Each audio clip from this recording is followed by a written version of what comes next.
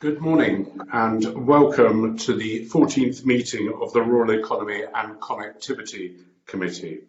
The first item on the agenda will be the impact of COVID-19 on transport in Scotland. The committee is taking evidence on the impact of COVID-19 on transport in Scotland from the sector stakeholders.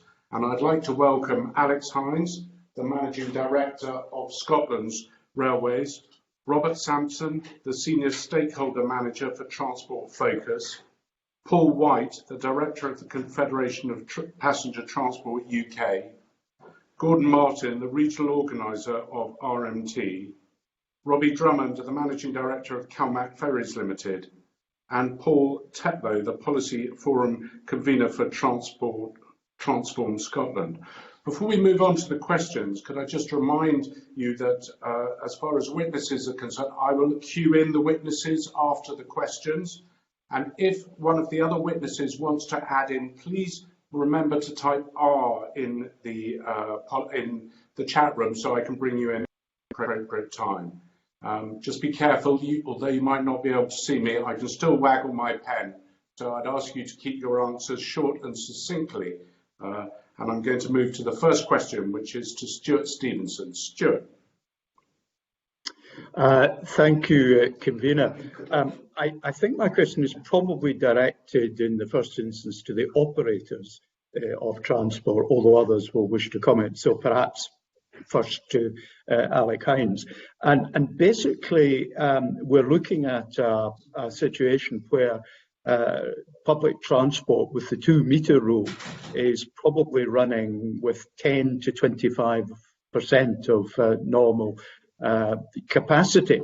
I'm actually concurrently with this in the COVID committee, where we've just been discussing the 1-metre versus 2-metre separation rule. And it's very clear that if it's 1 metre, which is what the WHO recommends, the time you can spend within 1 metre of another person is much reduced compared to 2 metres. So maybe the first part of the question is how it is affecting capacity, and secondly, whether if we were to move it from 2 metres to 1 metre, what the effect might be, so that we can make some sort of balanced judgment as to what the appropriate separation is. And as I say, perhaps starting with Alex Hines, and I suspect going on to Robbie Drummond, but that's just my view. Convener, you're in charge. Well, it sounds like you're in charge, Mr. Stevenson, but Alex Hines, if you'd like to come in on that, and then we will go to Robbie Drummond. Yeah, good morning, committee. Well, obviously, as you quite rightly said, the capacity of any public transport system is limited by the imposition of the 2-metre requirement. That is why we are advising customers that only essential journeys should be made on our service.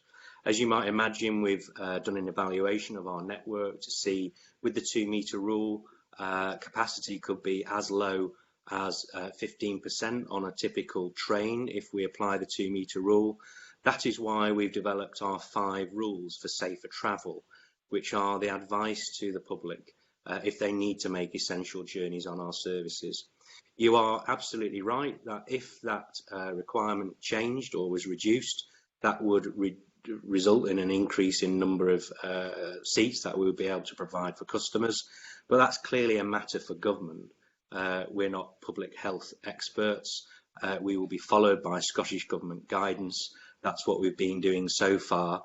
And our people have been doing an outstanding job of making sure that we continue to keep essential journey makers moving across Scotland, both safely and reliably, for the last 12 weeks. Okay, can we bring in Robbie Drummond, and then I'd like to move on to Robert Sampson, followed by Paul White. So, Robbie, would you like to say something on that? Yeah, certainly. In our written submission, we have said that constraints of physical distancing of 2 metres reduces the passenger capacity on our vessels to around 18%, and the capacity on our car deck to around 91%.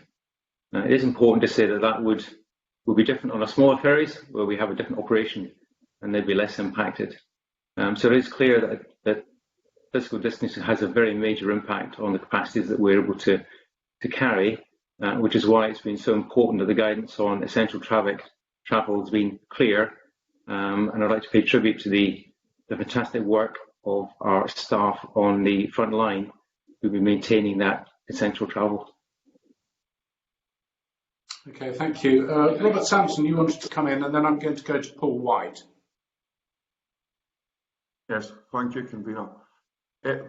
Yes, very much reduces capacity social distancing, but we have been undertaking a weekly omnibus survey since the beginning of May, and probably the one that's in most agreement with people is about 73% of people won't travel on public transport unless social distancing measures are in place.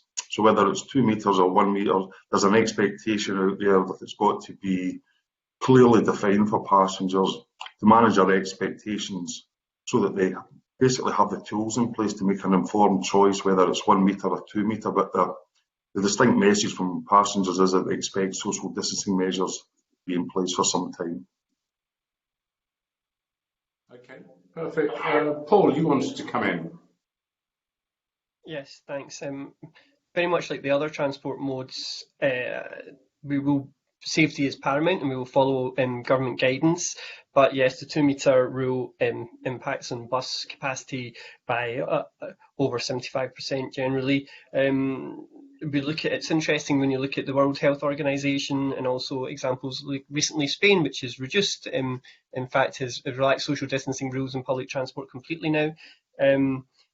The two aspects of that also to consider is the social distancing at the stops and stations. Buses can be marked out and reduce capacity to that form, but what happens at the bus stops and at the stations to keep that social distancing? With the supply at the moment limited as it is, and the capacity limited like that, you'll see an increase in the number of people who have to carry out necessary journeys, who might be left at the stop due to the capacity limits of a vehicle, which is not good. Okay, thank you, Paul. I'm going to go back to Stuart Stevenson. I think you may have a further question on that before you move on to your next one, but up to you, Stuart. Thank you, convener. That's very interesting. I think it's probably right. Paul has introduced the subject of how we deal with getting on the vehicle and leaving the vehicle and waiting for transport to arrive, and how we do social distancing in that environment. And of course, clearly there are two parts to this. Some waiting will be done in the open air on open platforms and at country bus stops and so on and so forth, where we know that the transmission is more difficult in the open air. But others will be in enclosed spaces. And I just would like to sort of go around the houses and see how people are managing the social distancing to prevent the transmission of disease as we leave and mount various modes of transport. And then, if others want to comment, that's up to you, convener. So perhaps just simply back to Alec Hines. Well, I think what we'll do, Stuart, if we'll just push Paul a bit more on that and then come to Alex Hines, if that's all right. So, Paul, would you like to come back on that? Certainly. I mean, there's a couple of aspects to that. The bus stop will not generally be part of the remit of the bus operator. That will be down to the local authority. There are steps you can take with regards new technologies, trying to help people understand how busy their buses might be to reduce the demand and capacity. Work's underway to look at practical solutions to how a bus is laid out and any possible separation to keep people safer. But yes, it's very difficult when you're looking at bus stop separation, and also priority. If you have a vehicle that's reduced in capacity to 25% and there's too many people at the bus stop, who should be boarding? Should it be the person at the front of that queue, or should it be the person who's a key worker or somebody who has accessibility issues who boards the bus when capacity is limited as such? So that's an issue for urban areas and also for rural areas where the next bus might not be for a longer period of time, for an hour, and nobody wants to be standing outside or inside waiting for a bus for that long. Okay, I'd like to come to Alex Hines, and then I'm going to come to you, Gordon Martin, if I may. Alex Hines, if you'd like to lead off, please. Yeah, sure, Stuart. So clearly the 5 safer rules for travel are very important, particularly the requirement to wear a face covering and indeed to maintain the 2-metre physical distancing. And we've been taking steps across our network to help customers maintain that distance. So if you look at our larger stations, we've put floor markings on the floor and in queues next to ticket vending machines to guide people to maintain 2 metres. We're also in the process of rolling out hand sanitizer stations to our larger stations, and we are also having to take some facilities out of use. So, for example, in a small waiting room where it's not possible to physically distance, we've had to take those out of use. In toilets, for example, we are closing toilets regularly for deep cleans. So we're doing everything we can to help our customers follow the 5 safer rules for travel for those customers who have to make essential journeys. Thanks, Alex. Gordon Martin, you wanted to come in there, I think. Yeah, good morning. First and foremost, I'd like to reiterate what Mr. Hines and Mr. Drummond said about the fantastic job being done by the staff in these very difficult and unprecedented times. Many of those staff members are RMT members, and I join in with the commending of the work that they're doing in these times. I think it's important with social distancing and all the other stuff and the restrictions that will place on people's ability to freely travel. The unions must be fully engaged with regards to risk assessments, etc. And with regards to face coverings, while RMT's position is to support passengers wearing face coverings on trains in particular, I think there's going to be an issue potentially with policing that.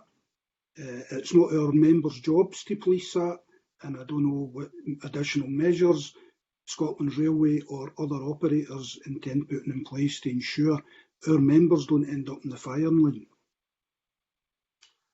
Thanks, Gordon. Now, Robert Sampson, you wanted to come in, I think, on that, and then we're going to move on to the next question. I'm sorry, Paul, I caught your wave, and I also caught your R in the chat room. I'm afraid there are quite a lot of witnesses, quite a lot of questions, so I'm going to have to balance it out. And if I could just take this opportunity to ask everyone, please don't wave. It's really difficult because I only see one picture.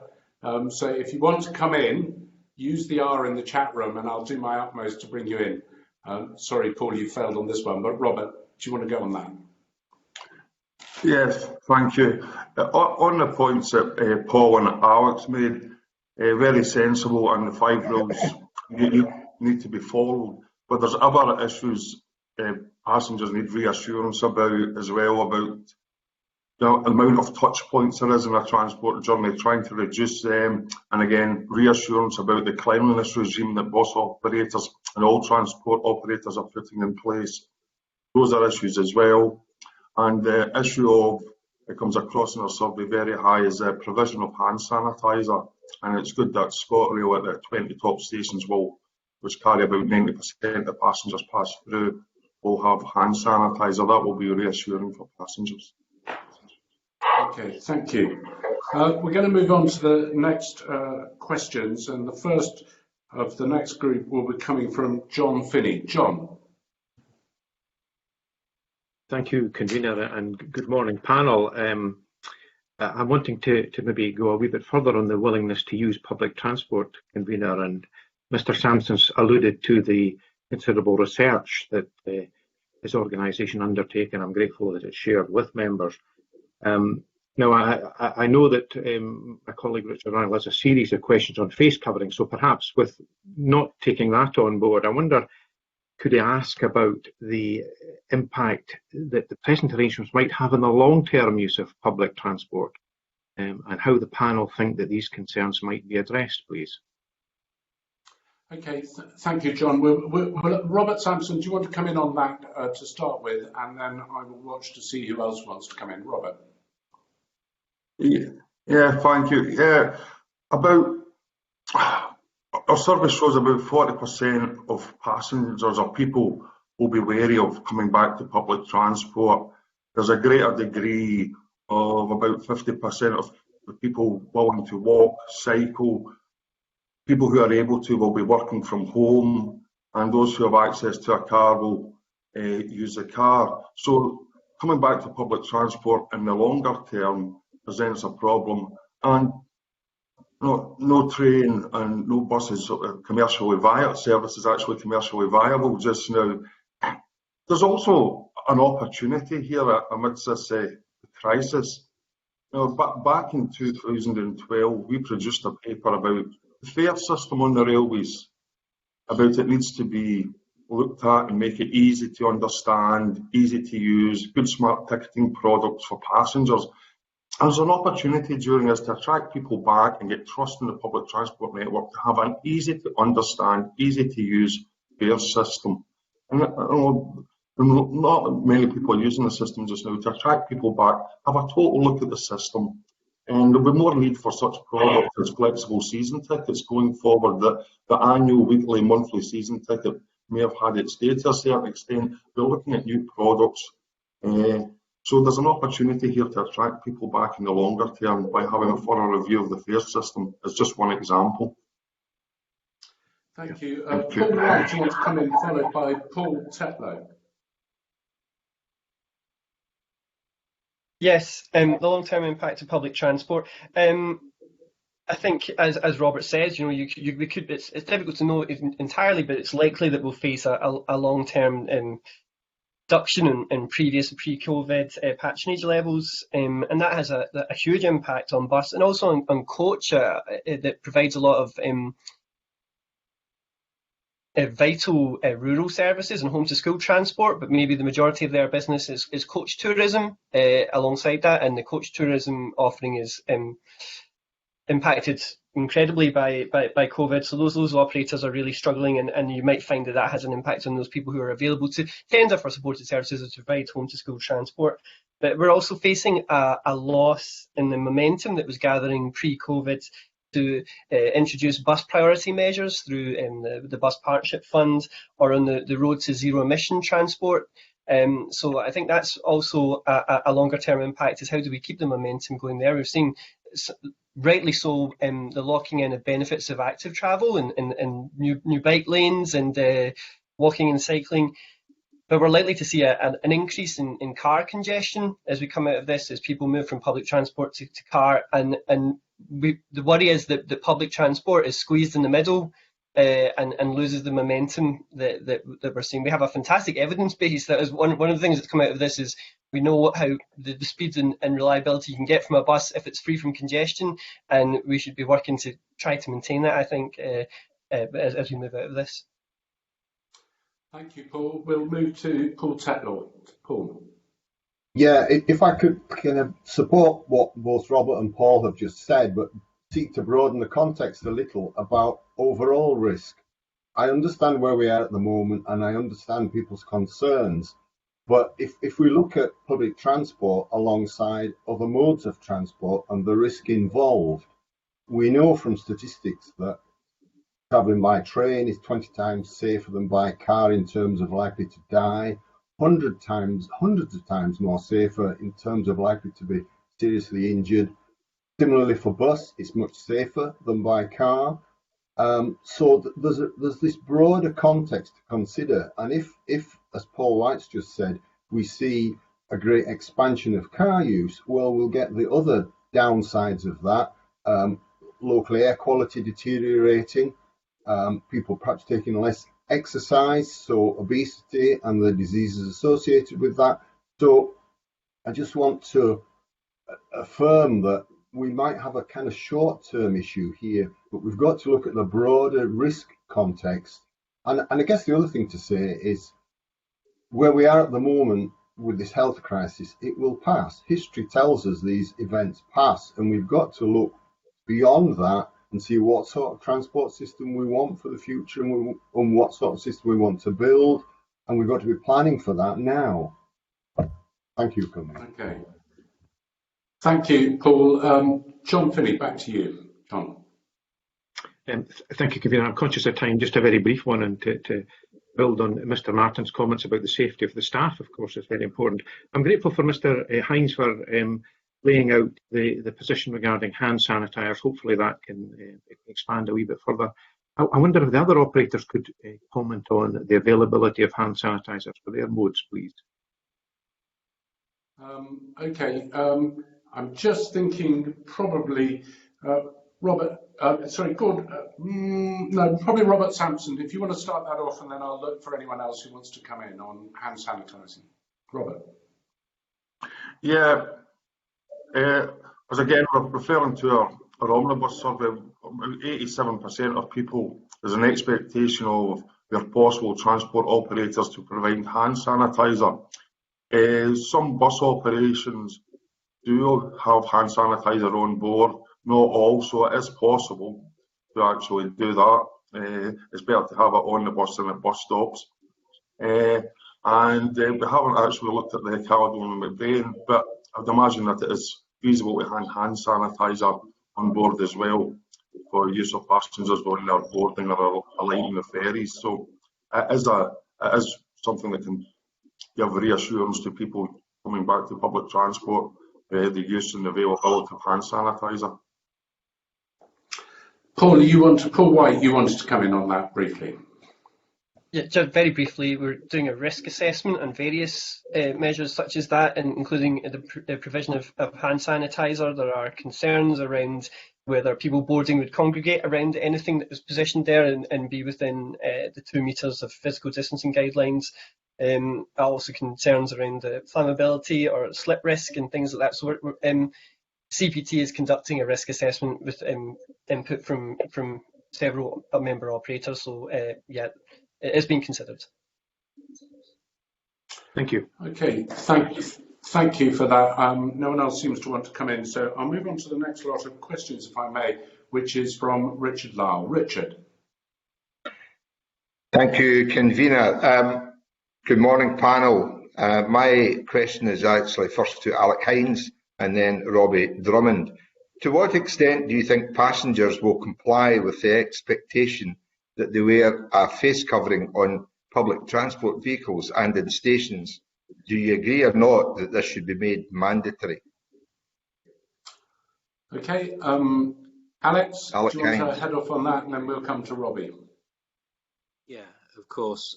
Thank you, Richard. Well, of course, the guidance in Scotland has been to wear a face covering on public transport for many weeks now, and we've enshrined that in our 5 safer rules for travel. So there are no legal powers. It's not law to wear a face covering. But what we've seen throughout lockdown is the vast majority of the Scottish public has followed the guidance provided by government, by the public transport operators. You can see that in the number of journeys that we've been carrying across Scotland's railway. We've seen high degrees of compliance from the public, which is fantastic. We will be doing everything in our power to encourage those customers that do have to travel for essential journeys to wear a face covering. We are exploring the feasibility of free issuing those to customers for an initial period to get people into the habit. And of course, we are involving our people as well through the safety reps, recognising that if customers see our staff wearing face coverings, they're more likely to themselves. So I think we need to make sure we educate our customers in the 5 safer rules of travel. We encourage that. It's not mandatory. There's no legal basis for it. Our people are at the heart of planning our restart preparations. We have a sort of partnership working subgroup on our task force and we've been talking to our safety reps in unions like the RMT several times a week ever since the coronavirus started. It's not the job of our staff to police, that's the police's job, but we will be strongly encouraging our customers to follow the guidance, and that has been our experience to date. Okay, Robbie, do you want to come in on that, please? Yeah, just to build on what Alec has said there, that our experience has been that customers have adhered to Scottish Government guidelines on the event to date. It's probably important to stress that the main mitigations against virus transfer is physical distancing and personal hygiene. But we will continue to encourage staff and passengers to use face coverings where they feel that's appropriate. I think if we're talking about safety, the key thing is to continue to communicate with customers about how we can operate safely, and we continue to make that a real focus for us. My next question. I think, hold on, sorry, Richard, if I may. I think Robert Sampson wanted to come in on that just very briefly, and then we'll come to your next question. Sorry, Robert. Yeah. Just a quick point on face coverings. In our survey, overall, about 58%, 60% of people think that face coverings should be a requirement. It was just a quick point to make on that. Thank you for that. Sorry, Richard, I didn't mean to cut you off. If you'd like to go with your next question. No, it's basically the three questions I have actually maybe roll. Some people have actually answered, but the next question I would really want to ask Gordon Martin, and basically Alec Hines touched on it slightly.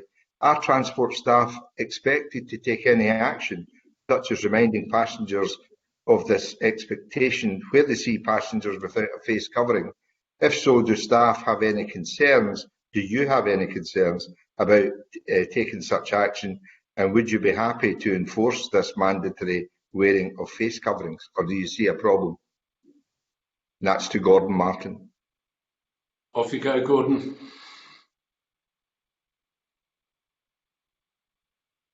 Hold on, Gordon, you're still muted. Just hold on a moment. I think you're still muted, Gordon.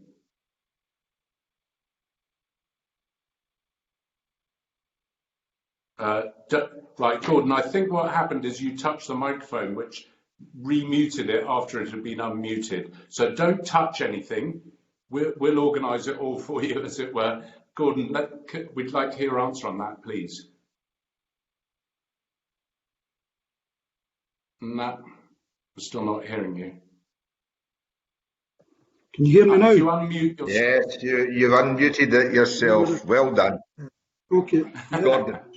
I had technical problems a few minutes ago. I seem to get locked out of the meeting, but I'm back in, as you see. No, absolutely not. It is not the job of our members to police it. Our members have concerns. The members wish face coverings to be worn by passengers, but it is absolutely not their job to police it. And RMT have concerns that members end up in difficult situations with frustrated passengers. So that is a real difficulty, and we believe the operators, ScotRail in this case and others, will have to put in additional measures to counter that. With regards to the staff themselves, if and when appropriate, we expect ready supplies of PPE to be available. For example, if staff on a train are having to assist a disabled passenger on or off, we would expect full PPE grade face masks rather than a face covering to be available. Yeah. Alec Hines, do you intend to put up signs, or Robbie, do you intend to put up signs to say passengers must wear a face mask before boarding your transport? Alex, do you want to start off on that one, followed by Robbie? Of course. I mean, our 5 safer rules for travel are quite clear. We expect customers to wear a face covering. That is the Scottish Government guidance. That is the guidance from ScotRail. And in the coming weeks, as we anticipate unlocking parts of the economy and society, you will see us pressing that message on radio, on TV to grow the level of awareness around these 5 safer rules for travel. If you haven't already seen those, they're excellent, they're simple to understand, and if everybody follows them, we get to keep our people safe and our customers safe. Thanks for that. Robbie? Robbie, do you want to come in, and then I'll come very briefly to Paul White. Robbie. Yeah, I mean, our operating model is designed to ensure physical distancing, but guidelines currently state that face coverings are encouraged, and we will do our part to encourage our customers to wear those. But it's not mandated until such times it is mandated. Then all we can do is encourage that, and we'll do that as best we can through all the different channels. Thank you. Okay, Paul White, you wanted to come in very briefly. Very briefly, similar lines from the other operators, but I've just a point that we have the Thistle card that helps drivers know if somebody has any hidden disabilities or any particular needs. Maybe if this does become mandatory, we should be looking at some kind of national card that allows drivers to be aware if somebody has a medical reason or a reason why they shouldn't have a mask, a facial covering of some sort.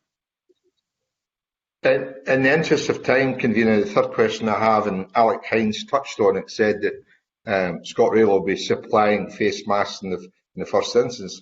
So, to anyone, do you support calls for face masks to be provided free or at a cost price to passengers prior to using public transport? If so, who should be responsible for the funding and provision of masks?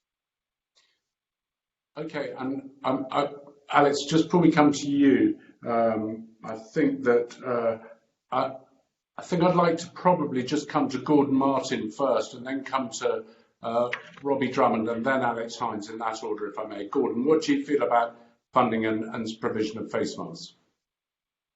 Well, if we're going to expect people to wear them, I think it's only right and proper that they should be supplied, because what constitutes a face covering? I've seen different things in different press reports, and it's very confusing for people.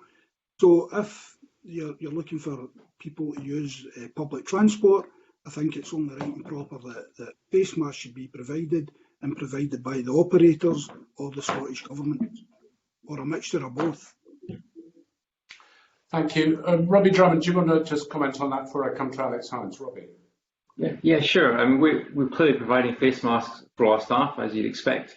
But our position is that we would expect customers to bring their own face coverings. Any provision of that or free provision is really a matter for the Scottish Government to determine. Okay, thank you. Alex Hines. It's important to note that the guidance is to wear a face covering, not a face mask, and that includes scarves and the sorts of face coverings you can make yourself at home. And we will be doing everything we can to encourage all our customers to wear a face covering. So we're looking at vending options, we're looking at some potential initial free issue, but as Robbie says, we're doing this in concert with Scottish Government, with other public transport operators across the country as part of the Transport Transition Plan. Okay. Thank you, Convener. That's me. Rachel, sorry, Richard, I cut you off. Sorry. No, sorry, that's me. Thank you.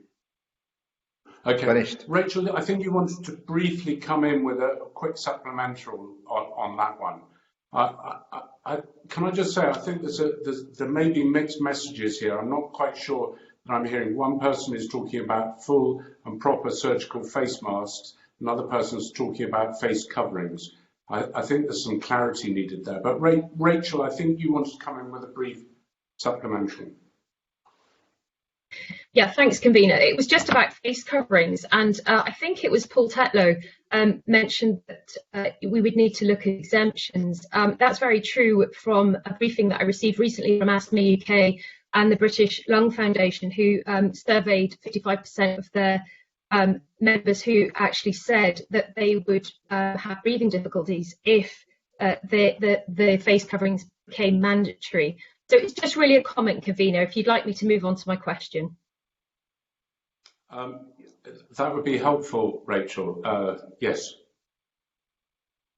Morning panel, and thank you, convener, and thank you to everyone who's been running our transport network during this pandemic. It's really a follow-on from Stuart Stevenson's initial question, and it's clear that any significant reduction in passengers is going to result in a substantial fall in income for operators. We've heard Alex Hines talking about the 2-metre distancing only having a 15% capacity, and we've heard from Robbie Drummond, who similarly said about ferries that would be 18%. Now, I just would like to hear from the panel what they believe the short, medium and long-term financial viability of operators is.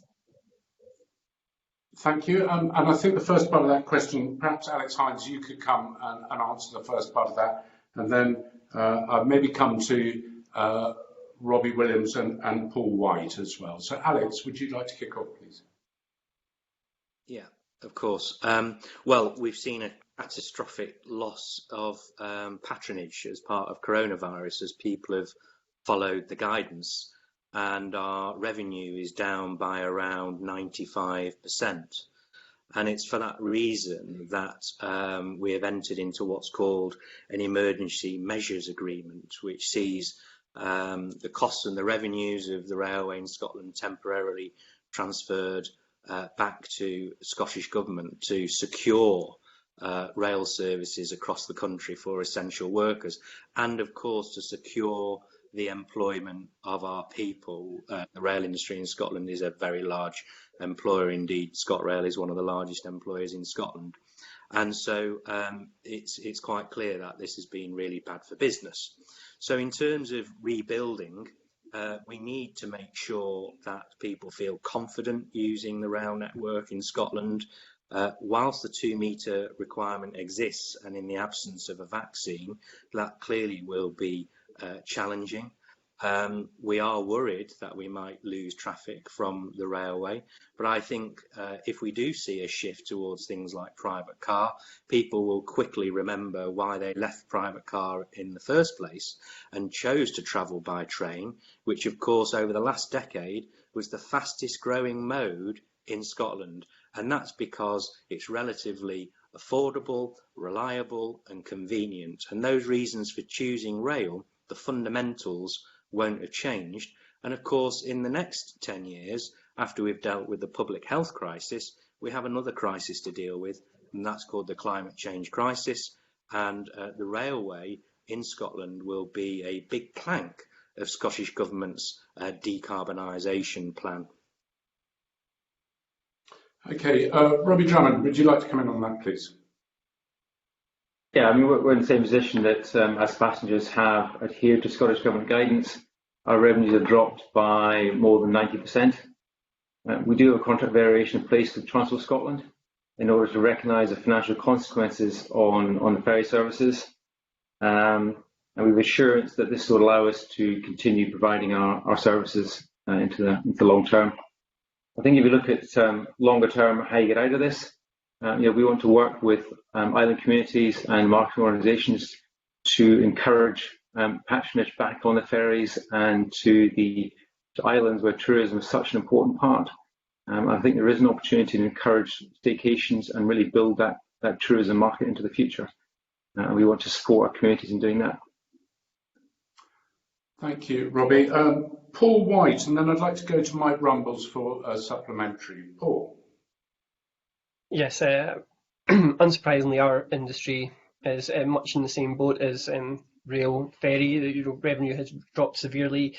The government is supporting bus services through a support grant that retains concessions and BSOG to funding streams at pre-COVID levels. But as the lockdown phases as more people look to travel, that's not going to be, the current network is not going to be enough to sustain those travel patterns. So we're currently speaking to Scottish Government to see if there's a different form of support that can carry on for longer to support our growth in the bus services. CPT represents bus and coach. In terms of coach, tourism coach sort of falls between the cracks. It's not a bus company or a bus operator, but it's also not a traditional tourism venue, so it has little in terms of support that's available to it, and that industry is in dire need of help, or else, as Robbie points out, the tourism offering in rural Scotland will suffer. So it's not a pretty picture, and as Alex mentions correctly, we have the low emission zones, we have the transition to zero emission, and this period of loss making is not going to do anything to help us move that on at the speed that is required. Okay, Mike Rumbles, I think you wanted to come in on a question there. Mike. Thank you. Thank you, convener. Can you hear me? Yes, loud and clear. Thanks for bringing me in on this. I had wanted to get in on Richard Lyle's question, because I think there's an issue that is concerning me. And the difference is that between looking at face masks between the law and the guidance that is provided for people.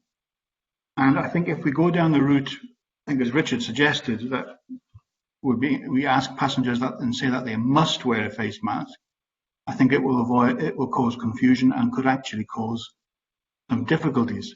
I think if and until we go down the compulsory route, if we do that at all, while it's not compulsory in law to do it, I think it's really important for the public transport operators to make it clear that this is guidance and it's a request. And I think that will be a much. I'm just concerned that if we go hard on the language, then it could cause trouble, and I think that's what we need to avoid. Okay, that's a bit of a throwback, as you rightly say, Mike, to a previous question. I'm sorry I couldn't get you in earlier. Do you want to briefly come in on that, Alex, whether it should be law guidance and how to phrase it to make sure that people comply? Well, without fear of repeating myself, the advice is to wear a face covering. It's not necessarily a face mask. It might be a face, but it's actually a face covering. And that's been quite clear now for a number of weeks, both by Scottish Government and indeed public transport operators in Scotland and ScotRail. Clearly, there are exceptions for every rule. Children under 5, people with asthmatic conditions, but this will only work. We will only keep the rail network open and safe for our passengers and staff if the vast majority of customers wear a face covering and they follow the guidance. And as we've seen with society in the last 12 weeks, we've generally seen a very high level of compliance from the Scottish public in terms of following the guidance, and we will be doing everything to encourage our customers to do likewise.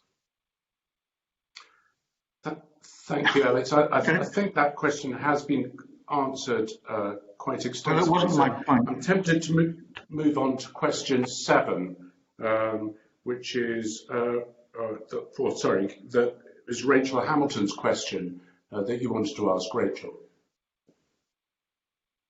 I think you're doing a sterling job, convener. And I wouldn't stop Mike coming in and segueing in there, but going back to the commercial viability of the operators, there has been some investment from the Scottish Government, but do the panel believe that the Scottish Government is sufficient to support and maintain the provision of current service levels? Okay.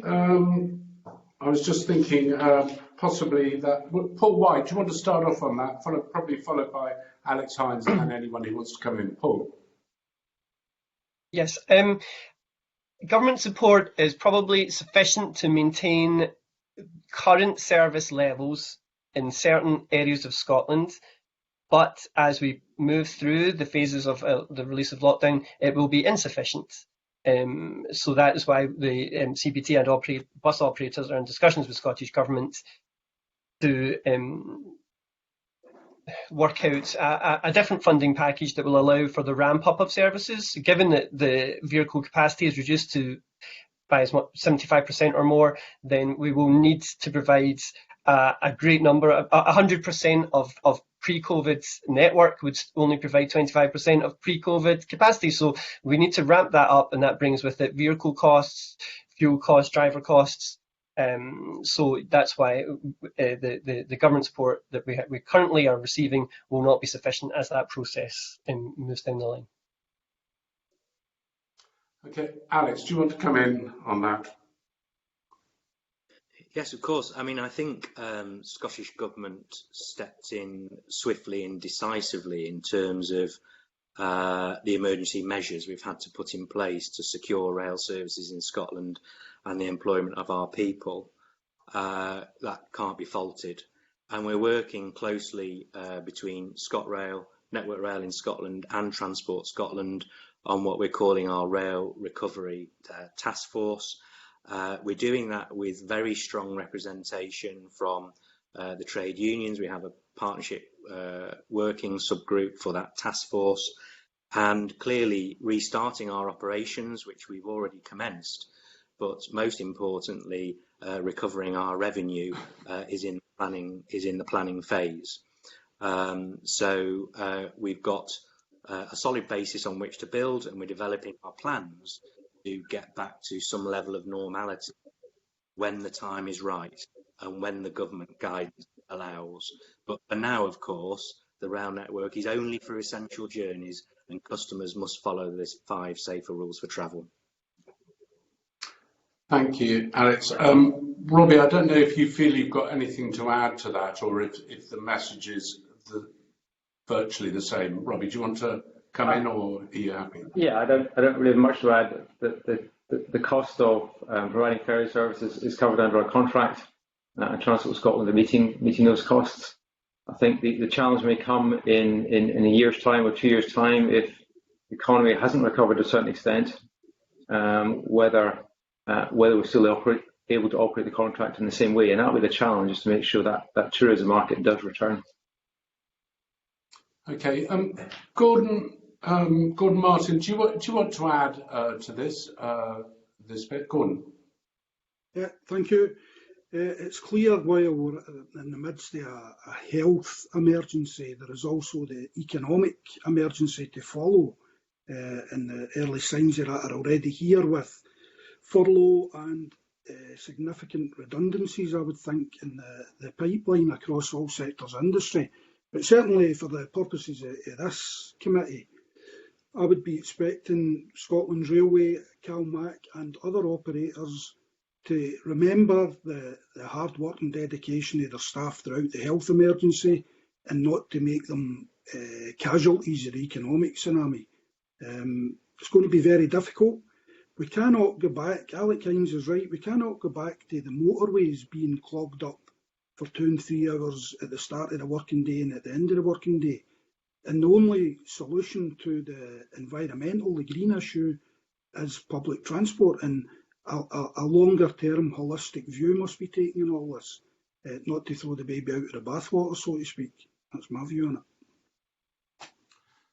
Thank you, Gordon. And I'm going to go next to the Deputy Convener who has some questions. Maureen Watt, if you'd like to come in now, Maureen. Thank you, Convener, and good morning, panel. And I'm sure you take the best wishes and thanks to all your staff from us and keeping going under this very difficult time. Can I maybe move on to kind of the longer term, and in terms of what financial support do you think operators may require from the Scottish Government, provision of bus, rail and ferry services? I mean, has this crazy situation that we're in thrown up ways that you can maybe make savings in the longer term, different ways of working in the longer term? And, you know, if you could, in your answers, maybe just, if it's applicable to you, highlight in the particular challenges of providing services in remote and rural and island communities. And, you know, what discussions have you had at the moment with the Scottish Government on this, not just the immediate, but the longer term? Thanks, Maureen. And I think we'll go to Robbie Drummond to start off with that.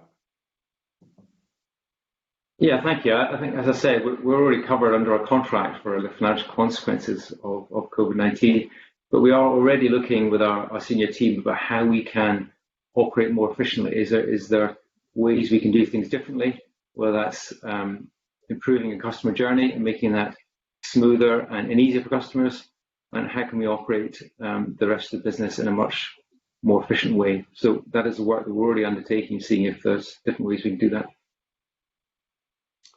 Paul, do you want to come in on that, and then I'll come to Alex Hines? Paul White, Yes. sorry. Sure.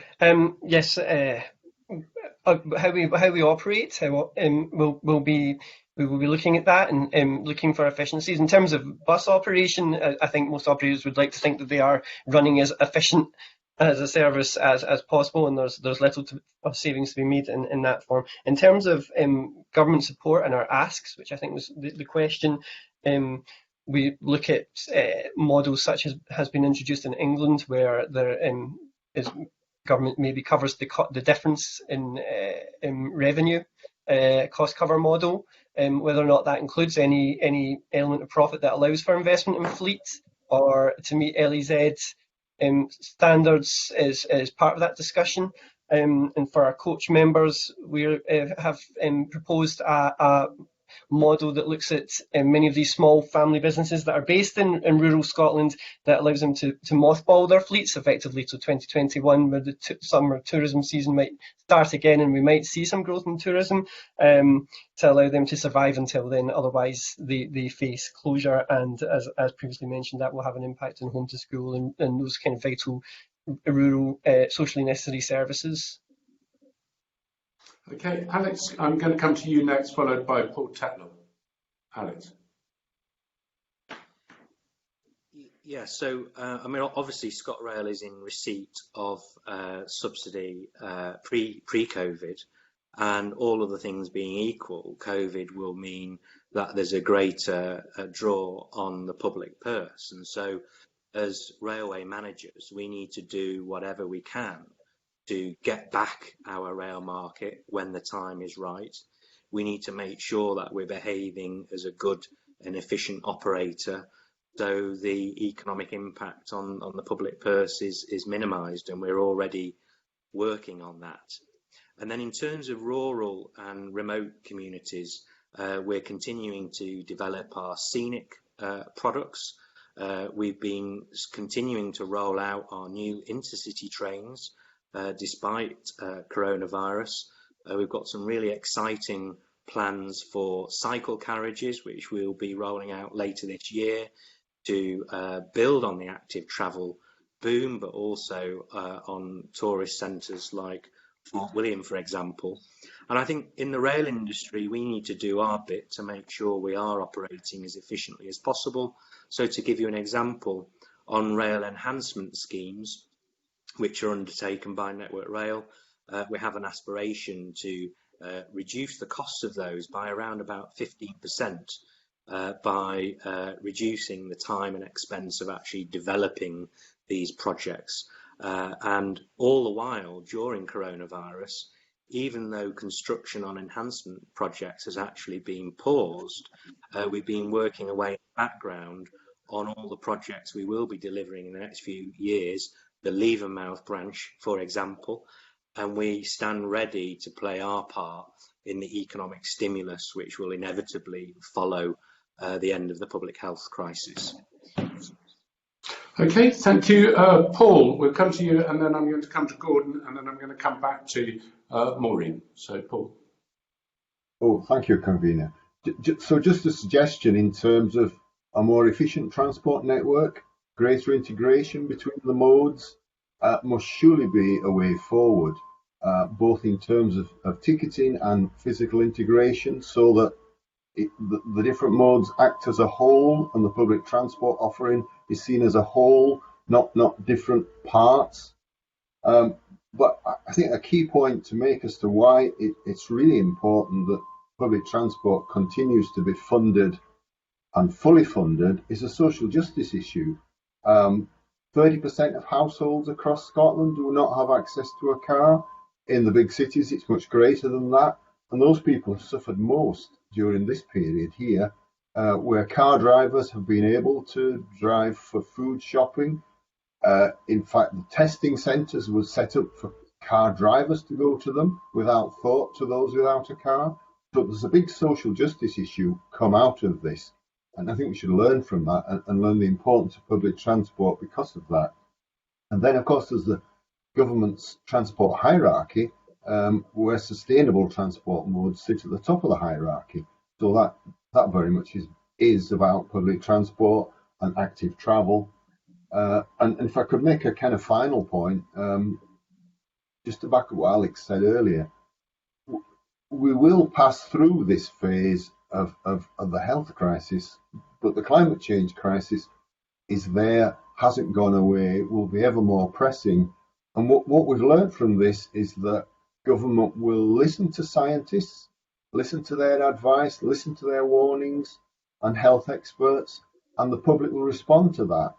And so we should equally be listening to scientists and health experts' warnings about climate change and poor air quality and obesity, all of which are big threats to our society. Thank you, Convener. Paul, you concluded just at the right moment, so I could bring Gordon in. Gordon, if you'd like to come in on that. Thanks, Convener. It's vitally important, as Paul said there, about social justice, and as myself and others have touched on earlier, about the whole green agenda with public transport. But it's also important that, and I'm speaking as a trade union official, so I'm speaking on behalf of staff, it's important that staff don't become victims of any proposed cuts, and it's vitally important that the operators, Scotland's Railway, CalMac and others, work very closely with the unions so that we can jointly, if need be, approach the Scottish Government on issues. For example, Alex just touched upon railway enhancements. At this time, railway enhancement work has been banned by the Scottish Government, despite the best efforts of Network Rail on behalf of the supply chain and RMT on behalf of the workers to keep that work stream going, because it's important to keep people employment and not get them thrown on the dole. And also another issue that ScotRail have done, or Scotland's Railway have done, that no one else has done at this time. The Emergency Measures Agreement, the Scotland's Railway, ScotRail are saying that they cannot commit to pay talks at this time because of the Emergency Measures Agreement. That is simply not the case, and no other train operating company that I'm aware of is using that as a means to deny people a pay rise or even pay talks at this time. Thanks, Gordon. I'd like to go back to Maureen. Maureen, have you got more questions? Yes, thanks, Convener. I think you mean by banning, Gordon, I think you mean that construction work has been stopped, along with construction work in other areas rather than being banned. But can I just pick up on what Paul White has been saying quite a lot throughout this exchange, which has been the particular challenges facing coach operators. Now, we understand, well, for example, we've had quite a long paper in evidence from Mains Coaches, which is in my patch when I grew up, and in the Convener's patch, a very familiar sight on our roads in the northeast. And some coach operators do school work, which even in itself might be completely different if we go to a blended model of schooling. But those who solely focus on the tourism industry, I mean, we've seen one big one which operated in Scotland as well, go to the wall. So Paul, can you explain, have they not been eligible for any support schemes? And you know, you talked about the mothballing. Can you just go into that in a bit more detail, please, so that we can understand it fully? Certainly, Kevin, and I'll be brief, Convener. Kevin's very passionate because, like many coach operators, these are family businesses that have gone back generations, so he's keen to make that case. Coach operators have been eligible for some schemes, but have generally their definition of their work, their operation, hasn't fitted neatly into the categories and have often been denied denied support, and it has been through their membership of CPT that we've been may be able to help change those decisions. But if you are a coach operator, your summer season is where you make your money, and then maybe that is 60-70% of your business, and there is no summer season this year. So you face an 18-month winter season of very little money coming in. The other aspect of that being local authority response to payment of supported services or home to school transport. So that's a bit of a postcode lottery, with some local authorities paying 100%, some as low as 30%. So that whole sector is facing, no revenue or minimal revenue for an extended period, and so we continue to work with Mr. Ewing to look at whether or not there could be a sector specific support for that. And one of the things we've proposed is a mothball model that allows operators to they basically take those vehicles off the road because they'll not be used, and receive a payment, which I think is a model that has been introduced in fisheries for certain fleet. Otherwise, we will see many of these family businesses unfortunately not survive, and that will have an impact for rural services and for home to school. Sorry, try to do that as quickly as possible. No, I'm just looking to see if the Deputy Convener was happy with your answer. If you are happy, Maureen, I'll move on to the next lot of questions. Can I just briefly say, Convener, I remember way back at the beginning of this crisis that local authorities, I'm sure, were agreed with the Scottish Government to continue to pay bus operators, school bus operators, the full amount to keep them going if need be. I'm surprised to hear that some are not paying at all and some are paying just 30%. Okay. I think that's something noted, definitely. Colin Smith, I'd quite like to come to you now, if I may. Colin. Thank you very much, Convener. Can I begin just by picking up a couple of brief points that Gordon mentioned? First of all, Gordon mentioned his concern over the impact of the current lockdown on railway enhancement works. I wonder if you could elaborate why that's a particular concern within the railway industry, rather than just the wider construction industry, because obviously of the regulation and safety issues there. And secondly, could I ask Alec Hines about the point that was raised about ScotRail had in effect put on hold current discussions on pay talks this year and appear to be the only rail operator to have done that. Okay, so Gordon Martin, do you want to go with that? Then we'll come to you, Alex Hines. Gordon. Yeah, thanks, Convener.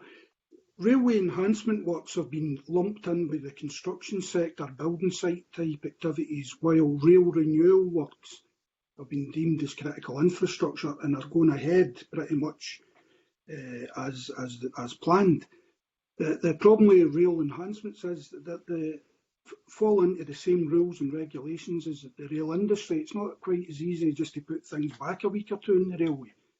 So a lot of planning goes into it, and it's about getting access to the infrastructure to do the work. So at this time, with the enhancements being out of reach to our members, several companies have already indicated to me that they're wishing to start potential redundancy talks in the next few weeks.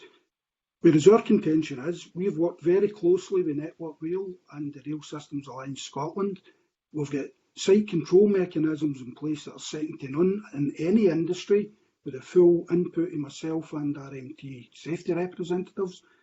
And it's our contention that these enhancement works should be freed up, because the work needs done. It's going to enhance the railway in the north of Scotland, the central belt, the south of Scotland, and it's going to keep my members in work. Because the problem I see, if they continue to pause the enhancements, it's going to lead to redundancies, or the work, the ambitious targets that the Scottish Government have got for the railway won't be met, because these skilled railway workers will go to high speed 2 and elsewhere south of the border. Just before we come to Alex Hines, I just make an observation, living very close to a railway line as I do. Surely this is the time for doing repairs to infrastructure, providing they can obviously be done safely, because there are less trains running on the tracks, which gives railway workers safer access to the tracks, and more frequent access to the tracks, which may well be limited during other periods. Alex, perhaps you'd like to answer that, and if necessary, Gordon can come in afterwards. Yes, of course. So I'm on the first point in terms of rail works. Throughout COVID, we've been undertaking essential maintenance and renewal work, recognising our critical national infrastructure status. And because of the good work we've done with Gordon and our teams, we've been able to do that safely. And in fact, there have been good examples where we've taken access of the track in the daytime, where normally we'd have to wait to the night time when trains aren't running. And in fact, our compliance with our maintenance work banks is better now than it was pre-lockdown. Again, we've been working in partnership with the trade unions, the RMT in particular, around rail enhancement works, and we will be ready to recommence construction of rail enhancements in Scotland just as soon as we get the green light from the Scottish Government. In terms of the pay element, so pay talks is a regular event in railways. We're not refusing to undertake pay talks, but clearly because of the emergency measures agreement, there's an added dynamic than there is normally in the fact that Scottish Government are paying the costs of the railway. So we need to consult Scottish Government more than we would ordinarily do before doing a pay deal with our people. And of course, it should be remembered that because of the emergency measures agreement, because of the actions we've taken in the last 12 weeks, our people's terms and conditions, their salaries are safe and secure. We've not had to furlough anybody, and we're continuing to work in partnership on all matters and indeed pay for. Okay, I'm going to come back to you, Colin, to follow that up if you want to. Colin. Thank you, Gavin. I'm still not entirely clear why ScotRail appear to be the only operating company, based on what we've heard, that have put on hold pay talks, but maybe that's something I can come back to. But can I turn my attention to the issue of staff safety? And the first part of my question is really aimed again at Gordon from the RMT, and to ask whether he has any concerns that transport operators are not following best practice in ensuring staff safety, including the use of PPE. And could I then widen that to the operators and ask if they are providing PPE, and if not, why not? Okay, Gordon. Thanks, Convener. I think it's fair to say that the main operators, CalMac, Scotland Railway, and if you split that into Abellio and Abellio ScotRail and Network Rail, absolutely fully working with the unions, fully working with myself as a lead officer at a number of day companies. But the fact remains when it comes to that, this is a new virus and we're learning all the time with it. But the concerns primarily, I would think, are amongst ScotRail, public-facing staff in particular. Station staff, there's been a big reduction in station staff since Abellio took over, so you're putting more pressure on the people that are there to try and keep themselves and the passengers, and I accept at this time it's essential workers only, but in the next few weeks and months that is hopefully going to change, because that means that things are getting better with regards to this dreadful virus. And the fact will still remain that PPE is to protect the staff, the workforce, and it's got to be readily available, and our position is where available it must be worn. It must be worn when appropriate, when social distancing, etc. can't be complied with. The company must supply it and the staff must wear it to keep themselves safe. Thank you, Gordon. I'm going to come to Robbie Drummond, then I'd like to bring in Richard Lyle, then I'd like to come to Alex Hines, just to give you all plenty of warning. So, Robbie, if you'd like to add to that, and then Richard. Well, sure. As Gordon has said, we've developed detailed operational hazard plans as to how our staff should operate through this process, and all through that we've done that in conjunction with the unions. Where appropriate, we provide PPE to our staff, in particular where customers are requiring assistance, and that's perhaps where PPE is most of use. I think the message is we've taken this very seriously in terms of our review as to what is safe for our staff, and we've been doing it in conjunction with our colleagues and with the unions. Okay, Richard Lyle, I think you wanted to come in with a supplementary. Yes, thank you, convener. Can I pick up on a point Alec Hines made there? In case everyone missed it, Mr. Hines, did you say that you've not furloughed anyone? So, in fact, you are saving the UK government money? A simple yes or no. We haven't furloughed anybody. So that's a simple yes. You're saving the government money. Thank you. A nice political point there, Mr. Lyle. And Alex Hines, do you want to answer on any particular of the issues on PPE? Yeah. So, I mean, looking after the safety of our people has been at the heart of our approach, and they've done an extraordinary job of keeping rail services running safely and reliably. And I think we've been working really well with the trade union as well during this period. So clearly we have a requirement to minimise the risks that our staff are facing. So some of the things we've been doing is to actually remove non-essential tasks altogether. So, for example, we're not currently providing food and drink on board. We're not currently providing reservations. So any non-essential tasks, particularly where physical distancing is difficult, we've just eliminated to completely reduce the risk to zero. And then in terms of other tasks that need to be undertaken on a railway, that's very much task specific. Whether you're cleaning a train, maintaining a train, driving a train, conducting a train, selling a ticket. And what we've been doing in each case is sitting down with the safety reps, who of course are elected by our people to represent their interests, and undertaking task-specific risk assessments for all these tasks we have to do across a railway, and providing the appropriate PPE for the task. This has been ongoing since lockdown. It continues to move. The more we learn about this disease, the more we tailor our approach to make sure we're following best practice and that we're reducing any public health risk to as low as reasonably practicable. That's what we've done in the last 12 weeks, and it's what we're going to continue to do for the foreseeable future. Thanks, Alex. I think we'll move on to the next lot of questions. I think Emma Harper, you've got some questions. Emma. Yep, thank you, convener. Good morning, everybody, and good morning, panel.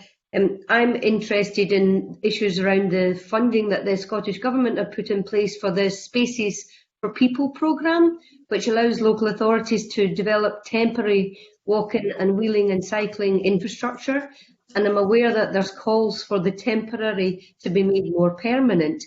So I'm interested in what outcomes would the panel like to see delivered by this Spaces for People scheme? Paul Tetlow, do you want to come in on that one? Yes, I do. Thank you. I think we've all learned during this period how much more pleasant the places where we live become when there's less traffic. We've seen many more people walking, cycling, families out together, even bird song people have been enjoying that they couldn't hear before. And that's especially the case in our towns and cities.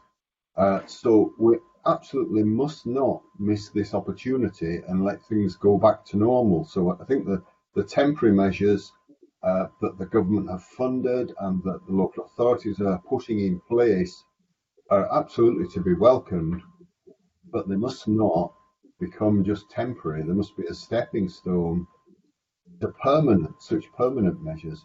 We can learn so much from some of our Northern European partner countries, the Netherlands, Denmark. The reason for cycling, for example, that so many more people cycle there, look at Copenhagen, is because the infrastructure's there.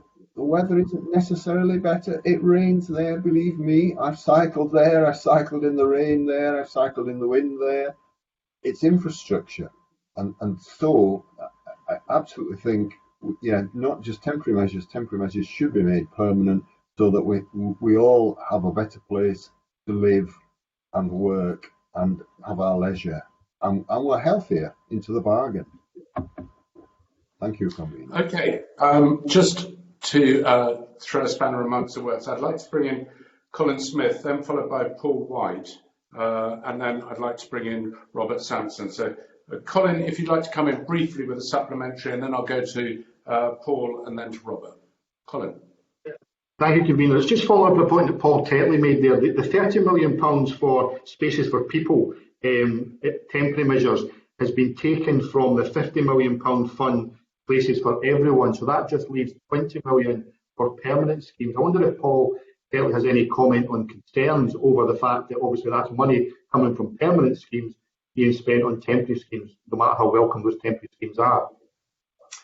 Right, okay, Colin, I'm going to come back to Paul, but Paul, if you could be brief so I could bring in the other two, that would be great. Paul Tackle. Well, yeah, I think we've really got to look at percentage of transport spending that's going into active travel, and I think this is what we're talking about, given our aspiration to greatly increase the amount of active travel. So yeah, it's not really fair just pinching it from one active travel budget, put it to another active travel budget. We just need to see the overall active travel budget increased. Thank you. Okay, so I'm going to thank you, Paul. Sorry, Paul White. I'm going to come to you, if I may, please. Yes. First of all, I agree with what the other Paul was saying there entirely. In terms of spaces for people, it's fantastic that we're seeing this sustainable travel locked in. But my ask would be that public transport, which is also at the top of that travel hierarchy, is consulted in that process. I think there's been an example of a scheme in Aberdeen where there was minimal consultation with bus operators, and then days notice to re-register services that were going on that were meant to travel along a route that was now to be fully pedestrianised, which is unhelpful. And my other ask would be that the work to introduce infrastructure priorities for bus and through the Bus Partnership Fund be brought up alongside spaces for people. I feel that active travel is stealing a march, whereas we are maybe concentrating on short-term issues, but we can't lose the long-term aspects of. Thanks. Okay, and I think I've confused myself here. Actually, I'm not going to come to Gordon next. I was going to come to Robert. Gordon, if you'd like to come in after Robert, that would be fine. But Gordon, you wanted to say something, I think. Oh, I didn't know. No, okay, sorry. Robert, did you want to come in on that? Yeah, yes. Yeah, just briefly. Yeah,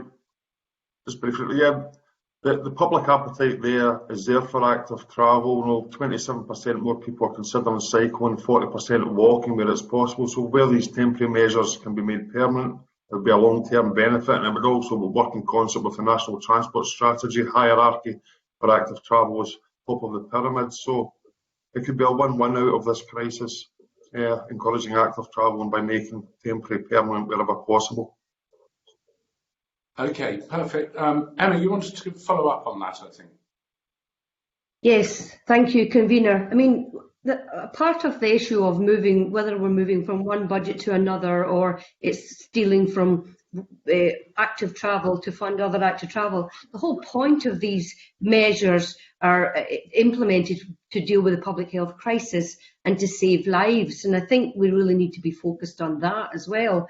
And I actually support the idea that the exercise and tackling obesity and all of this is a time right now when we can be doing that.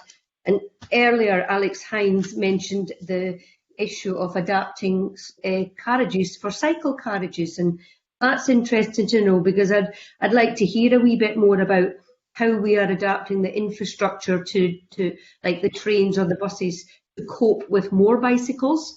Because we know that more people are riding their bikes to work. So what is being done to accommodate more cyclists on trains, for example, or even on ferries? Okay, I'm actually just worried slightly about time, so we'll come to Alex Hines briefly, and then very briefly to Robbie, and then back to Emma for her next question. Alex. Yeah, so since the start of the Abellio ScotRail franchise, Abellio's invested 475 million in new and upgraded rolling stock, and that means there are about 25% more seats now than there were just 5 years ago. So there's more space for everybody, but we recognise that people who want to use active travel modes, particularly cycles, want to use the rail network more, and that's why we're investing in these dedicated cycle carriages. So essentially we hook them onto the back of service trains. We will be using initially on the West Highland line, recognising the status of Fort William as the sort of mountain biking capital of the UK. And if that trial is successful, that's something we can emulate in other parts of the network, A, to give our customers a better experience, but secondly, to allow for this growth in active travel and specifically cycling. Okay. Okay, perfect. Robbie, do you want to come in on that? Yeah, I mean, anything we can do to encourage active travel is we hugely support that. For us, it tends, cycling tends to be more of a leisure activity rather than commuting, but we've encouraged that through investment in cycle racks, and we would continue to want to support that because I think it's important. Thank you for that. I'm sorry, I'm having a slight technical issue here. We're all entitled to them occasionally, and I've lost my chat room at the moment, so I can't see if anyone else wants to come in. On the basis that I can't, I am going to move on to the next question. Well, Paul, you wanted to come in briefly. So Paul Tetlow, I'll let you come in briefly while I reset my IT. Oh, okay, thank you. Just ever so briefly to follow up on Robbie's comments there about cyclists on ferries. Accepting that it is mainly leisure cyclists, but the leisure cycle market is extremely valuable to more rural communities, to the islands, because it's well understood that cyclists will spend a lot more money while travelling through, because they travel more slowly, they don't bring all the food with them, they'll stay locally, they'll lose local accommodation. So we shouldn't overlook the value of the leisure cycling market, and clearly CalMac Ferries and ScotRail can have a big role to play there in assisting that market. Thank you, Convener.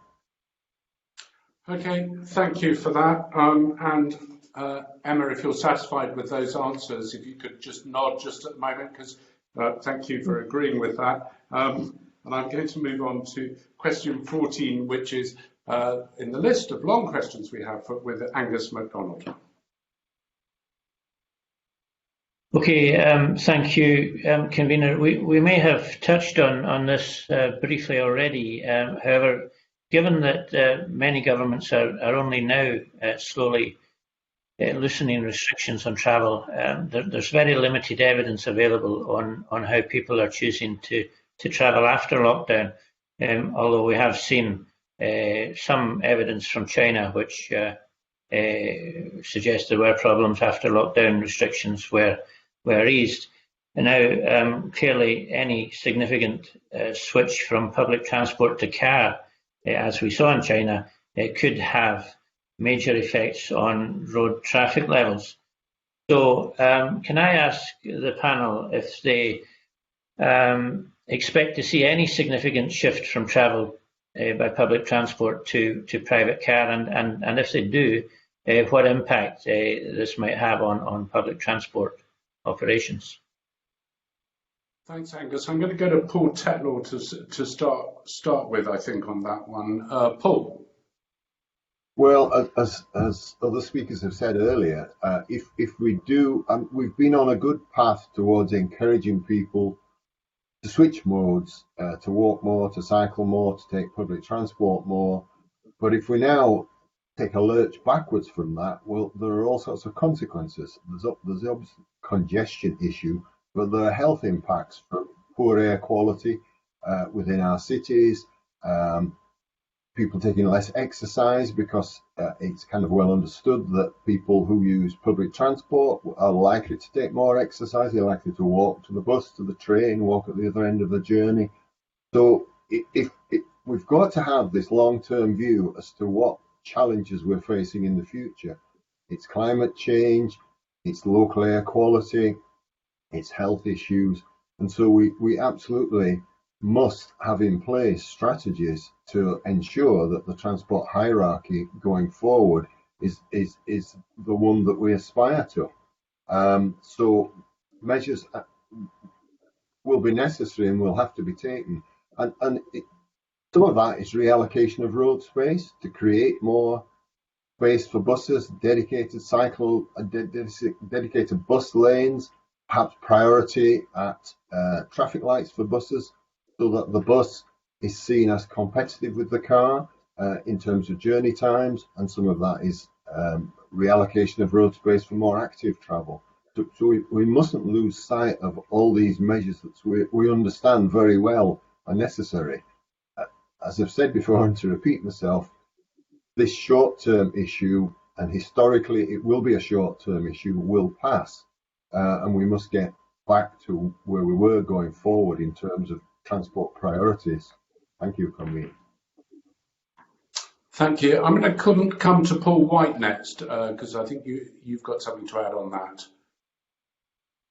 Certainly, ahead of the lockdown being introduced, anecdotally operators were reporting a growth in car use and a reduction in patronage. So I think it follows that we will see that moving forward. I think there's a degree of people who will travel by public transport by choice. There will be a degree that travel by necessity, and how that is split, I'm not entirely sure. We may see, but as Paul says, I think for me it's important that we don't lose momentum in the ongoing work streams around the national transport strategy, around the introduction of bus priority measures, or as I said before, public transport will be squeezed out. And it's a difficult fight once you lose people to the car to get that modal shift back. Okay, perfect. Angus, I'll come back to you in case you've got some follow-ups on that. Yeah, thanks, Convener. Given the couple of comments that we've just heard, can I ask the panel what, if any, action they'd like to see the Scottish Government take to protect public transport operations, particularly bus services, from any significant increase in road traffic and any subsequent increase in congestion, which we obviously don't want to see. But Paul White, do you want to come in on that one? I'll look to anyone else who wants to come in as well. I think really it's touching on things I've mentioned before. In terms of spaces for people, consult public transport operators when we're considering road space allocation. And in terms of the bus partnership fund, which is focused on bus infrastructure measures, if we could maybe fast track the guidance that local authorities require to allow them to consider projects, then we could maybe use this time where there is less traffic on the road to maybe introduce some temporary moving to permanent bus priority measures. That would be helpful. Okay, I see that Stuart Stevenson has got a supplementary on that. So Stuart Stevenson and Robert Sampson, I'd like to get you in probably after that. So Stuart. Thank you very much, Convener. I think this relates to where we are. You'll correct me if I'm wrong. One of the categories of people who travel whom we've never heard described at all is people who cannot do part of their job at home, but have not necessarily got a fixed timetable that they might have to travel to a location to do their work. And the point I wanted to just make is, therefore, what options have we got to try and redistribute some of the travel over more of the day, so that we use the empty slots that there are in parts of the day, and what scope there might be for operators to, for example, start to fine-tune the fares that are applied in peak times, so that, for example, on the railway network, they no longer apply, for the sake of argument, before 7:15 in the morning. Just what scope is there? And more to the point, of course, I equally understand that governments, both at Westminster and in Scotland, might, through public policy and interventions, be able to affect this well. And I don't want to open up a huge discussion, but just to see if that's being thought about by operators. Thank you, Convener. Okay, so I'm going to come to Robert Sampson and ask him for his comments. Then I'd like to come to Alex Hines about off-peak travel and his thoughts on that. So, Robert. 2 points, one on the previous and one on the peak travel. Our survey shows that 4 out of 10 people who have the choice basically to use public transport or car are more likely, over 40% are more likely to use a car in future than use public transport, and that's in the short term. If you combine that with the bus passenger survey that we've conducted in Scotland over the past 6 years, with over 20,000 responses, the main cause of frustration for passengers or being late on a bus journey is traffic congestion, and that's more likely to increase as a result of more people actually going on the road driving. On the fares issue that Stuart raised, there's an opportunity here during this crisis to have, as I said previously, to have a look at the fare system overall and look at flexible tickets, look at changing work patterns and make rail more attractive and public transport, bus, ferry, more attractive to people, to actually encourage people back to public transport when this is over. Okay. Thank you. Alex Hines, have you got anything you want to comment on that particularly? Yes, of course. I mean, one of our 5 rules for safer travel is to avoid the main commuting times whilst the 2-metre restriction applies, because we're not able to guarantee physical distancing. And the benefit of avoiding the main commuting times, of course, is you are able to buy an off-peak ticket. So there are already price incentives for customers to move their journeys if they have a choice. But of course, for most customers, they only have a choice if their employer is prepared to be flexible. And so one of the things we're doing at the moment is engaging with businesses and business representatives across Scotland to make sure that they understand the 5 rules for safer travel and to encourage them to enable their workforce to go back flexibly rather than how people worked before. Thank you, Alex. Angus, is that your questions answered, or do you want a brief follow-up on that? No, that's fine. Thanks, Convener. Okay, thank you. I'd like now to move to the next questions, which come from Peter Chapman. Peter. Thank you, Convener. I mean, we all know that the Scottish Government published a transport transition plan recently, and within that there was a requirement to produce a fair and sustainable restart. And I wonder what needs to happen to ensure a fair and sustainable restart to transport. And within that, Transform Scotland published a report on 4th of June, and this set out some key recommendations, among them pre-lockdown service frequency are restored as quickly as possible, for instance, and fares should not be increased, and consideration should be given to extending concessionary travel to groups.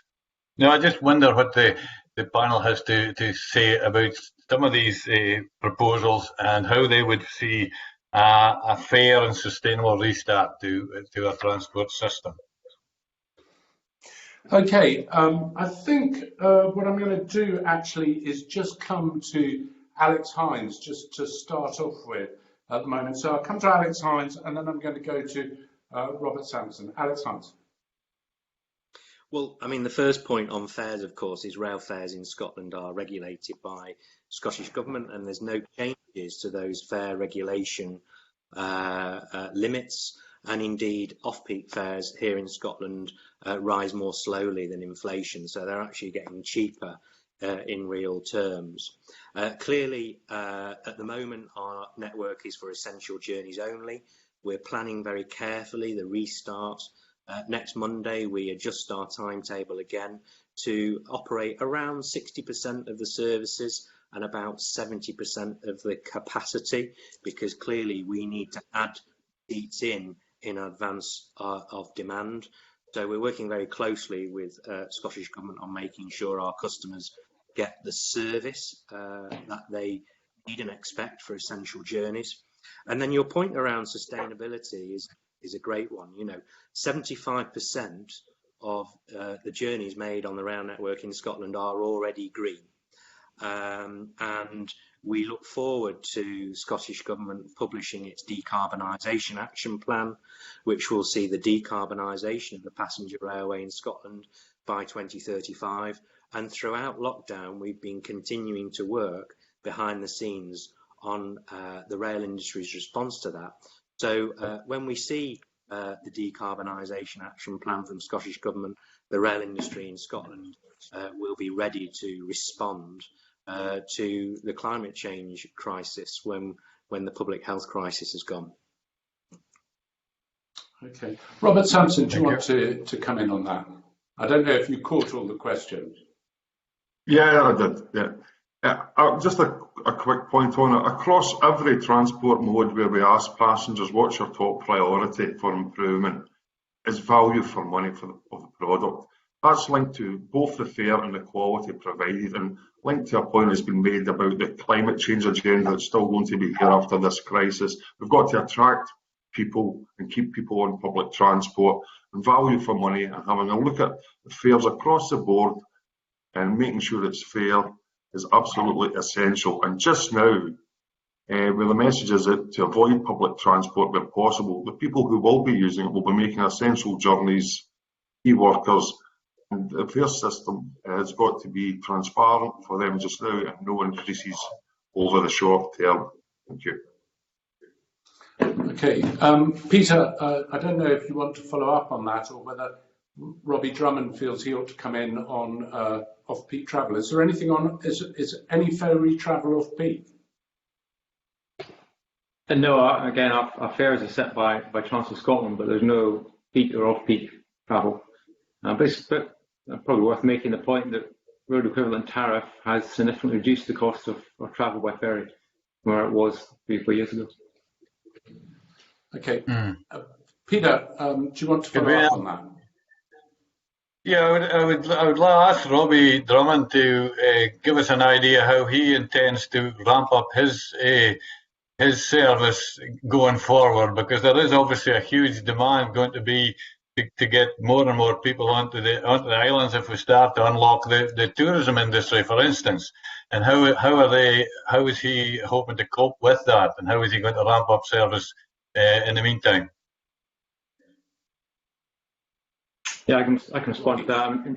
You're absolutely right. There's concern being expressed by the communities as to how capacity will cope with any increase in demand when those restrictions are lifted. So we are now in conversation with Transport Scotland about introducing more services, and that would look to be providing something that approximates or gets close to a winter timetable. So that'll be a significant uplift in what we're doing. And we'll be seeking to introduce that in the next 3 or 4 weeks.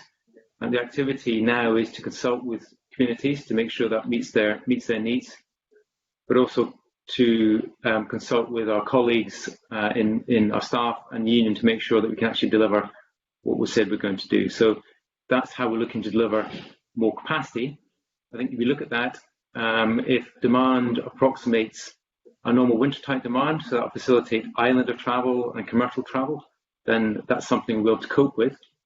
If demand starts to get towards what you might see in a shoulder period, then that will introduce certain capacity restrictions for us. Okay. Peter, if you're finished, Paul, you'd like to come in very briefly, and then I'm going to ask a question of Robbie. So, Paul. Well, just perhaps a comparison with Scotland and England in particular here. We're talking about rebuilding public transport confidence, and Robert's surveys show more people are nervous about coming back to public transport. I've already referred to the social justice issues, those people who have no option but to use public transport. I was particularly alarmed by some of the messaging that I saw from south of the border, almost a demonising of public transport. And I'm happy to say I've not seen that here in Scotland. I've seen much more balanced messaging. And when I look at the Transport Transition Plan, and I read the language in there. I'm kind of encouraged by that. So I think we start from a better place to rebuild confidence in public transport and rebuild patronage. Thank you, Convener. Thanks, Paul. I'm not sure, being convener, it allows me to ask many questions. It seems to be more about trying to manage everyone else's expectations. So you can either heave a sigh of relief or I'm not sure what. But Robbie, my question for you is simply that with the break in services, i.e. reduced services, what steps have you taken to ensure that the reliability on the ferries is improved so that when transport to the island is required to pick up, that those ferries have a greater reliability? Surely this was the time for maintenance. Robbie? It's a very good point to make there, that we have been doing maintenance of vessels. So where activities have been able to be carried out by our onboard crews, that is what we've been doing. So we have increased some of those maintenance activities. We haven't been able to put the vessels into dry dock because those have been restricted. But where we've been able to do things safely, then that's what we've been doing. But that has really been focused around essential works. So we've not been able to accelerate. As we've said before this committee, that when we get back into operation, we have introduced new innovative ways to make sure our vessels are resilient. Looking at in-service maintenance, looking at vibration analysis. So we're investing significant sums to make the vessels as resilient as they can be. Okay, I think there'll be severe concerns that when service picks up, if the ferries then start to break down, but I'm sure that's something that you'll be able to cope with. Now, I want to come to Emma Harper, because Emma Harper had an important question, I think, really, which I'd like to probably put around most people. I'm going to start on Alex Hines with the answer for it, because I know what the question is. So, Emma, if you'd like to kick off on it, I think I'll give everyone the opportunity, Emma. Okay, thanks, convener. I think it is an important question, actually, because Paul mentioned the issues of, I guess, re-establishing transport and people who are socially required to use public transport because they don't have a car, for instance, but the needs of people with accessible challenges, mobility issues, disability, visual impaired people also need to be able to use our public transport as well. So I'm wondering what measures have been put in place that ensure that new vehicle layouts, service patterns, ways of working are in continuous development, and what engagement have you had with people who might have good advice to give our train operators, for instance? Alex, if you want to start that off, and then I'll come to Robbie Drummond.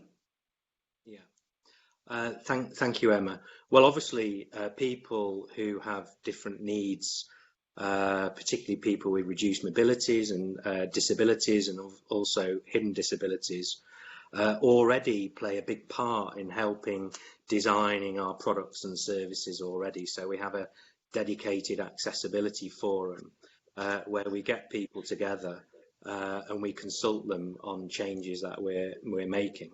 And we're continuing to invest heavily in accessibility, for example. So on our rolling stock investment, £475 million, we're continuing to make accessibility improvements. And actually during lockdown, we've withdrawn 2 fleets of trains which didn't meet the very latest accessibility standards and had slam door operation.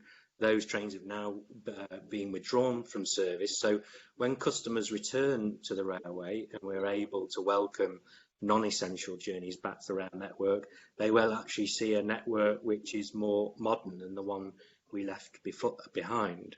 And of course, in Scotland, we operate a turn-on-go service. We have at least 2 people on board every train. That's to help people who need a little bit more help.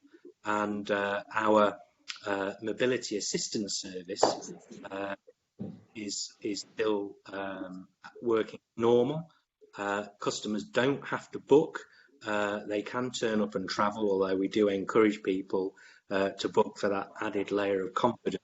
And indeed, mobility assistance is one of those tasks we've had to re-risk assess in the light of COVID.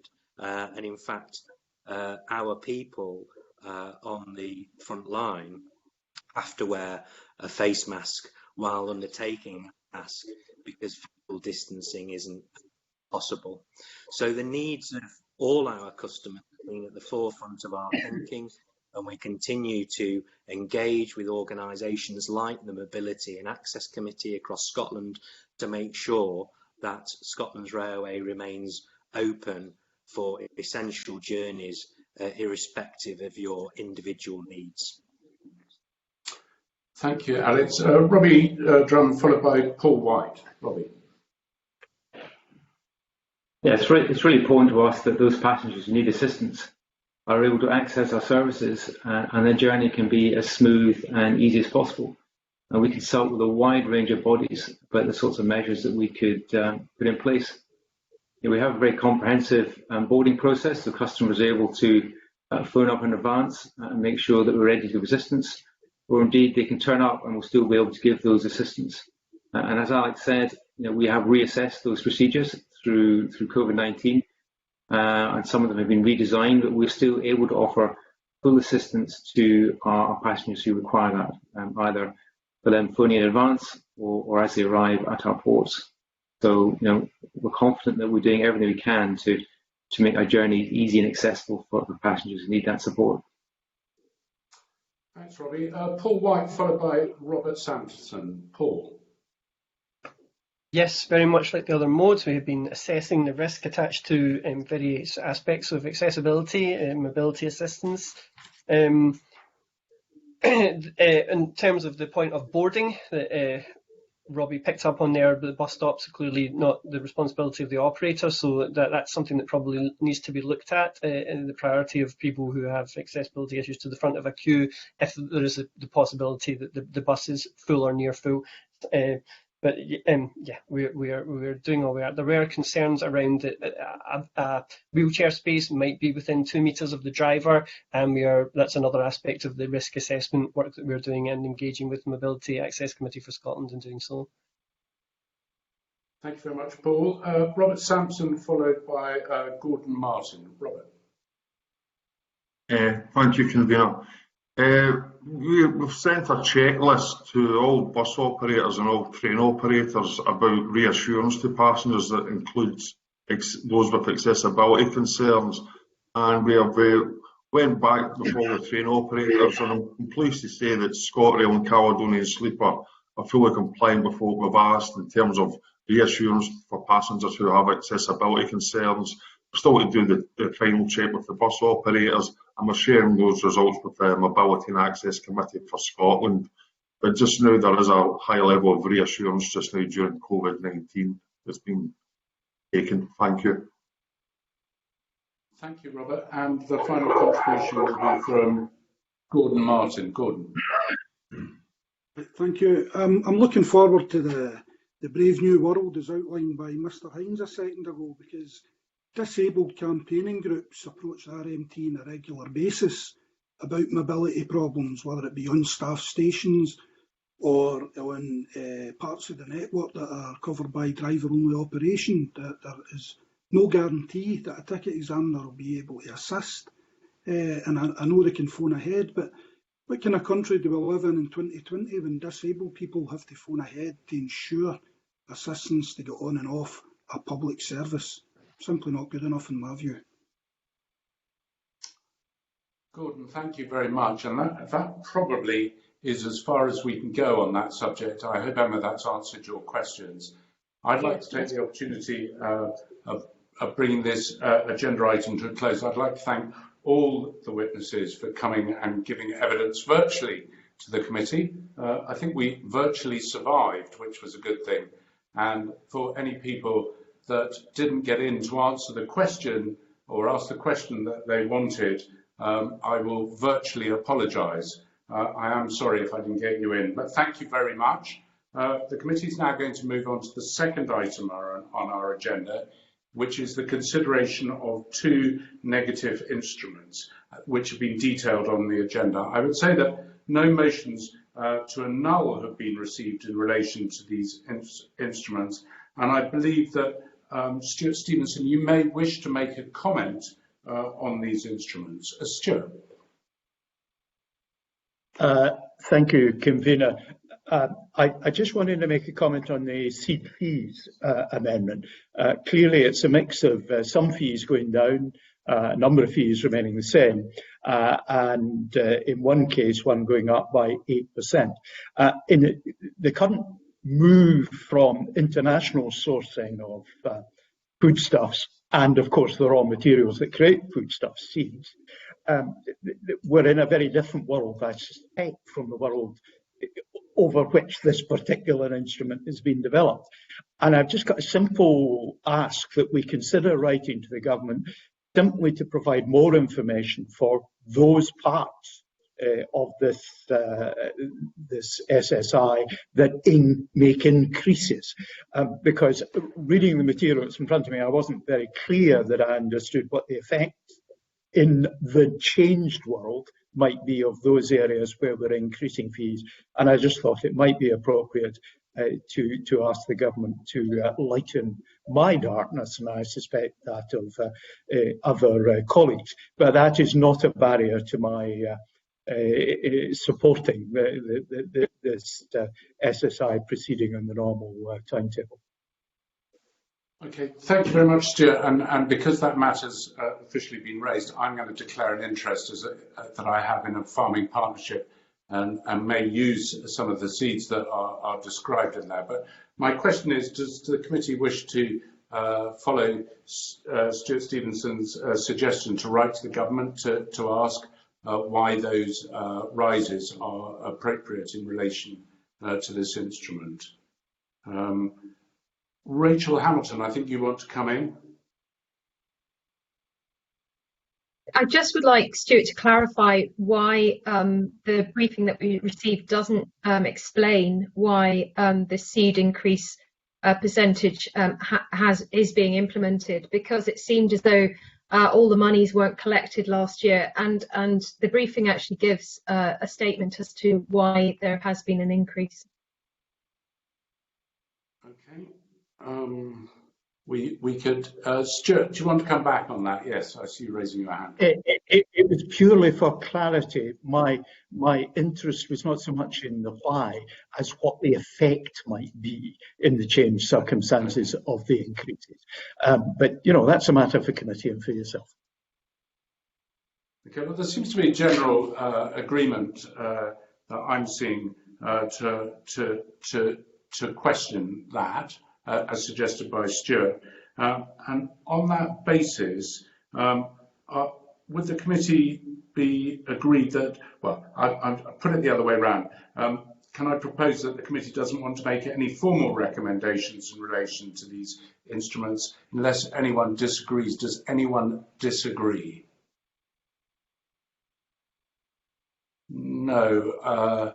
I'm not seeing anyone disagree, so therefore that's agreed, and the clerks will draft the necessary letter. Can I just say to all members, thank you very much for all your help this morning in the committee meeting. It's not that easy trying to chair it, and I apologise again, actually physically now to you if any of you feel that excluded from the meeting. I did my best to keep you all involved, and thank you very much. And on that basis, I now close the meeting. Thank you.